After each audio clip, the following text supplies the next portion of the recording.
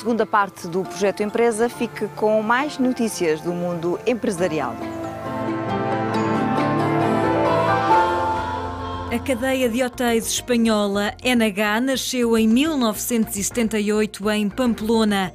É uma das maiores do mundo e uma das principais na Europa, mas não é ainda muito conhecida em Portugal. Ainda assim, foi na Avenida da Liberdade que o grupo abriu há 15 anos o primeiro hotel fora de território espanhol.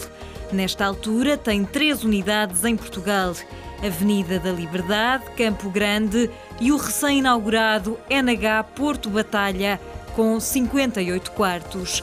No total, o grupo conta com 233 quartos em Portugal e o grupo espanhol promete não ficar por aqui. Dentro de nuestra estrategia y de nuestro 5-year plan como NH Hotel Group, queremos crecer y queremos crecer en países donde lógicamente existe un potencial. Para nosotros Portugal es un país importante donde queremos ser una marca más fuerte y una marca de mayor referencia. ¿Cómo? Va a depender de las oportunidades que haya, ¿vale? Con lo cual será a través de alquiler, gestión, compras, depende. Mas estando em Portugal há 15 anos, por que é que ainda só tem 3 hotéis? Lo que pasa que durante esta crisis nosotros también teníamos una crisis. Entonces ha sido difícil porque hemos sufrido una crisis muy importante en España. NH Hotel Group tiene 400 hoteles en el mundo en 29 países. De esos 400 hoteles, 170 están en España, Portugal y Andorra. Con lo cual el 40% de esos hoteles han sufrido una crisis importante. Y por lo tanto nuestras arcas no estaban tan llenas como necesitábamos para tener ese crecimiento. Mas isso são águas passadas. No ano de 2014, o lucro líquido do grupo NH aumentou 76% e o EBITDA subiu 2,5%, chegando aos 126 milhões de euros. Com estes resultados, o grupo diminuiu o prejuízo líquido de 39,8 milhões para 9,6 milhões de euros. O bom desempenho explica-se pela mudança de estratégia do grupo. Os NH melhoraram a tarifa média e a receita por quarto disponível, o que quer dizer que o preço cresceu mais depressa do que a taxa de ocupação dos hotéis. Além disso, apostou na marca NH Collection, que é a marca premium da cadeia hoteleira espanhola, com 4 e 5 estrelas. Neste momento, a NH Collection tem 37 unidades, mas vai terminar este ano com 51. Uma decisão que implica um investimento de 16 milhões de euros para remodelar hotéis NH para a marca premium. E também aqui há novidades para o NH Liberdade. Este hotel es uno de ellos que se incorporará el próximo año. Donde estamos ahora, acabamos de reformar esta maravillosa terraza con estas vistas tan fantásticas y cuando termine el verano entramos en una obra integral en el hotel. ¿Qué pasa? Ello hará que este hotel pase a ser un hotel collection. As obras de remodelação começam em novembro. Com uma prestação de serviços mais personalizada, os preços dos quartos vão aumentar. Hoje em dia já são, em média, 40% mais caros do que no NH Campo Grande. Além fronteiras, a estratégia de expansão do grupo não tem preferências geográficas. A cadeia NH acabou de entrar na China com a gestão de 6 hotéis. Mas o grupo promete crescer exponencialmente nos próximos anos através de aquisições. É um dos grandes desafios da indústria automóvel e vários fabricantes estão atualmente a trabalhar no desenvolvimento de carros autónomos. Uma corrida que para já está a ser liderada pela BMW, que apresentou a nova geração do Série 7, um veículo que tem como grande destaque a capacidade de se estacionar sozinho. Os condutores podem ordenar ao carro que faça a manobra de estacionamento de forma autónoma através de uma chave inovadora, a Display Key. controle remoto com ecrã de controlo LCD. Car will use its technology, which is stereo cameras, which is radar, which is other forms of electronics that actually then will park your car in a garage, and therefore you don't need to be involved in that. A competição para desenvolver veículos autónomos está ao rubro. Fabricantes como a Nissan, a Audi e a Mercedes também estão a testar tecnologias semelhantes. E até se percebe o porquê. Segundo um relatório divulgado pela McKinsey & Company, os carros autónomos podem gerar milhares de milhões de dólares em receitas e também devem reduzir o número de acidentes de viação nos Estados Unidos em 90%. If I look at the development of self-driving, then this is in its early phases. I think over the months and the years ahead, this will progress further. So you will see the next steps that come with the vehicles that are being launched and will be launched in the months and years ahead. But maybe we're a long way off yet from the point where you are fully autonomous driving and you could, for example, read a book. A Google começou a testar um carro autónomo em 2009, o que significa que o principal entrave não está no desenvolvimento da tecnologia. Probably be looking back 20 years' time thinking, were you really driving your car by yourself? That's so old-fashioned. The only problem we've got getting to that point is, of course, testing these autonomous cars. There needs to be a lot of legislation that needs to be passed. At the moment, that's not being done. O novo Série 7 chega ao mercado em outubro e vai estar disponível a partir de um preço que ronda os 71.000 euros. Na EasyJet, o futuro é já aqui. A companhia aérea low cost pretende que a partir do próximo ano os aviões passem a ser inspecionados automaticamente com o recurso a drones. O veículo pré-programado e equipado com câmaras de alta resolução consegue detectar danos em poucas horas. A tecnologia promete acelerar um processo que hoje obriga os aviões a ficar vários dias em terra. At the moment it takes quite a few people to get up and do an inspection of the airplane. They need to bring it into the hangar or drive heavy machinery around, and it takes quite a bit of time out of service, so it delays passengers. We're introducing drones to try and increase safe, fast inspection so we can turn an aircraft around and get it back to service a lot quicker after lightning strikes and bird strikes. Mas os drones não foram a única novidade apresentada pela EasyJet. A companhia está a testar também a impressão a 3 dimensões. O objetivo é reduzir o tempo e os custos de manutenção das aeronaves e fazer com que uma peça da cabine possa ser substituída em poucos instantes. These are the most advanced engines in the world, and in those there is technology, 3D printed metal technology, that actually improves fuel burn and fuel costs are our biggest costs. Saving fuel means that our fares can remain low. So it's really important that 3D technology not only gets through to us day to day in the cabin, it gets into production products such as our new engines. A aposta na inovação não fica por aqui. A empresa quer introduzir a realidade virtual na formação dos tripulantes de cabine.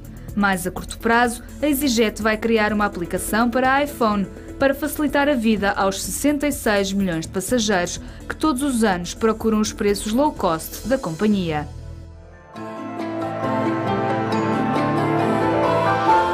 As alterações à tributação do arrendamento trouxeram novidades para as empresas. É exatamente sobre estas novidades que falamos hoje no consultório empresarial. Olá, Diogo Bernardo Monteiro. De que novidades estamos aqui a falar? Houve muitas alterações ao regime da tributação do arrendamento, mas aquelas que têm impacto para as empresas são sobretudo ao nível da liquidação e pagamento do imposto do selo e também das obrigações declarativas. Aliás, como temos visto ultimamente, muitas alterações fiscais são menos de fundo e mais ao nível dos procedimentos, muitas vezes também, como já assinalámos aqui, sobrecarregando um pouco as empresas com essas obrigações declarativas.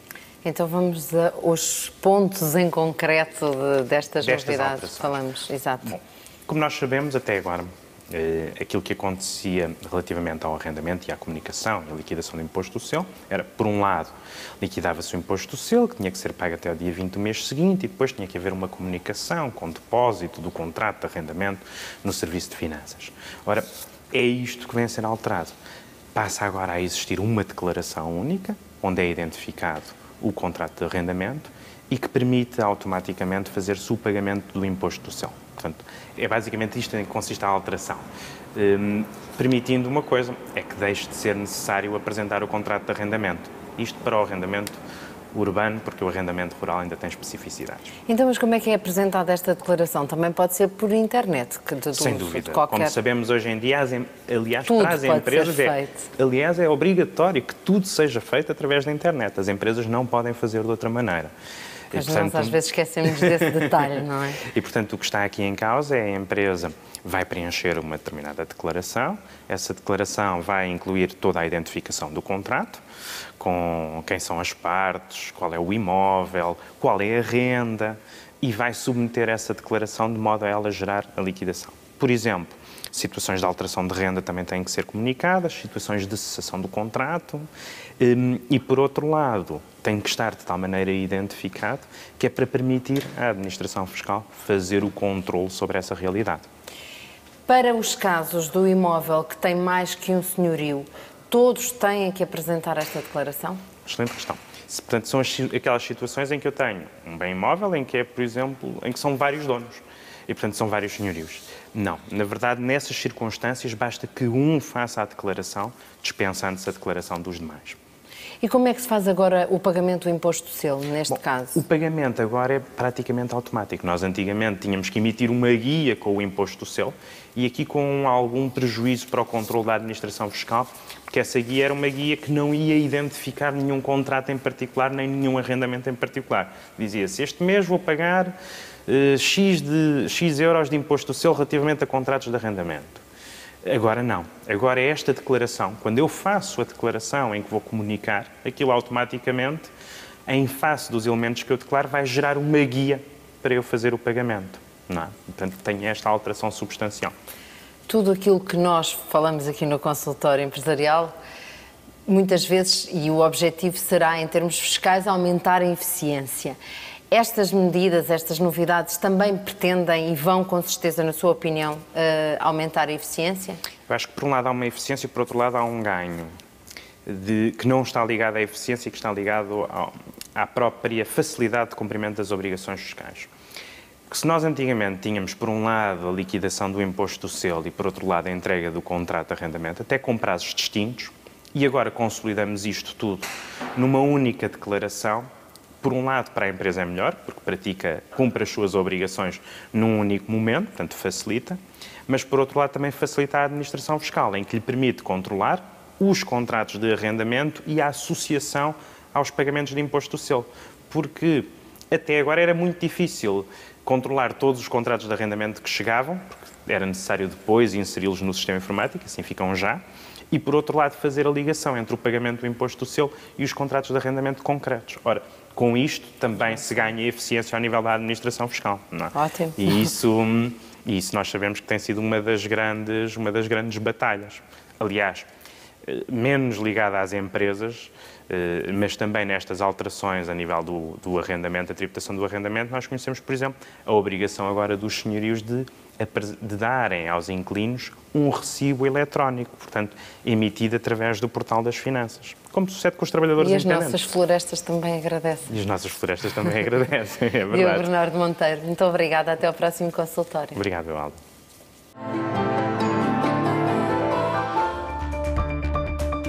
Caiaque ou canoa? Perguntarão alguns. Ora, neste caso, caiaque. Este, ao contrário da canoa, é fechado. Outra diferença é o remo. Na canoa é de lâmina única, no caiaque de lâmina dupla, a pagaia. Caiaque é o que nos interessa e, dentro da enorme variedade de modelos, foquemo-nos nos de alta competição, a especialidade da marca Nelo, líder mundial do setor. A construção começa de fora para dentro. O molde, que tem duas partes, o casco, parte de baixo, e o deck, parte de cima, é preparado e pintado com gel coat, de acordo com o desenho. O gel coat é a tinta utilizada, uma tinta que deixa uma superfície lisa e resistente a impactos. Depois de 2 a 3 horas de secagem, o molde segue para a chamada laminagem. Nesta secção são aplicados sobre a tinta seca os materiais compósitos, fibras de carbono, vidro ou Kevlar, um material à prova de bala. As fibras utilizadas variam consoante os modelos e são colocadas em camadas, em média 5. Entre as camadas é aplicada resina que serve de cola. Um barco de treino, mais barato, é feito normalmente de fibra de vidro. Um barco de competição, mais leve e resistente, de carbono. Sobre as camadas de fibra aplica-se depois um plástico fino que vai impedir que os restantes materiais se agarrem aos compósitos. É o caso da manta geotêxtil em branco, o tecido que vai absorver o excesso de resina libertado durante o processo de vácuo, a que o molde vai ser submetido a seguir. Uma vez fechado o molde, esta manga de plástico vai expandir-se e compactar os compósitos, um processo que decorre na estufa, onde o molde fica a curar durante 12 horas a 45 graus centígrados. Quando o caiaque é retirado do molde, o casco e o deck vêm já unidos, uma inovação da marca Nelo chamada One Piece Technology. No método tradicional, as duas partes são coladas a posteriori.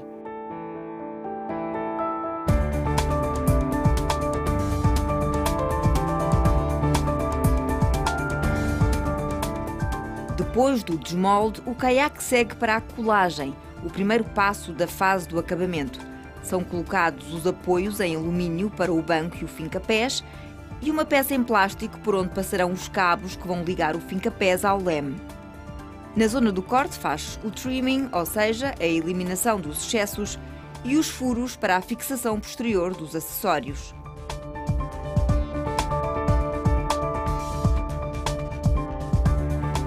Segue-se a lixagem, um processo manual com água e lixa fina que demora cerca de hora e meia no caso de um caiaque de um lugar, um K1. Os barcos vão circulando entre os chamados acabadores e a lixagem. Os acabadores são os operadores que vão fazendo emendas, correções e melhoramentos em vários barcos em simultâneo para que atinjam a qualidade exigida. No polimento, o caiaque adquire o brilho final e fica pronto para a montagem dos vários componentes. Calhas para os bancos, os fincapés, os cabos de nylon com 1,6 mm que ligam os fincapés à chamada travessa Batman, que é o que vai permitir movimentar o leme, que é colocado apenas na altura da competição, e o porta-números para a identificação da pista em que o atleta vai correr. Ao longo de todo o processo de fabrico, os caiaques vão sendo pesados. Isto porque há regras a cumprir.